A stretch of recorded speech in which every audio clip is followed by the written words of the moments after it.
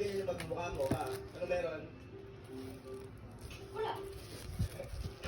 Bestie, so 6 months na dito ka sa Pilipinas, eh yun na lang kita ulit nakita mo yung pagmumukhang ganyan. Anong meron? Sabihin mo sa akin, ano?